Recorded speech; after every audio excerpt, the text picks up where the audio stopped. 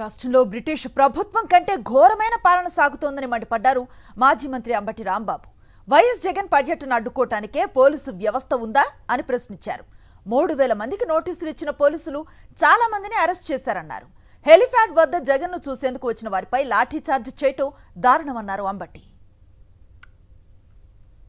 జగన్మోహన్ రెడ్డి గారు బంగారుపాలెం వెళ్ళడానికి చాలా రోజులు హెలికాప్టర్ పర్మిషన్ ఇవ్వకోకుండా ఇక్కడ అని తిప్పేటటువంటి ప్రయత్నం చేశారు. ఈ గత వారం రోజుల నుంచి కూడా వివాదాస్పదం చేసేటటువంటి ప్రయత్నం ఈ ప్రభుత్వం పోలీసు యంత్రాంగం చేస్తున్నారు. పోలీసులు విచ్చలవిడిగా వ్యవహరిస్తున్నారు. 3000 మందికి నోటీసులు ఇచ్చారు. కొంతమంది నాయకుల్ని అరెస్ట్ చేసి బంధించేశారు. హౌస్ అరెస్టులు చేసే కార్యక్రమం చేస్తున్నారు. హెలిప్యాడ్ దగ్గర లాఠీ చార్జ్ చేశారు. కేవలం జగన్మోహన్ రెడ్డి గారి పర్యటన జరగకోకుండా అడ్డుకోవడం కోసమే మీ పోలీస్ యంత్రాంగం ఉందా?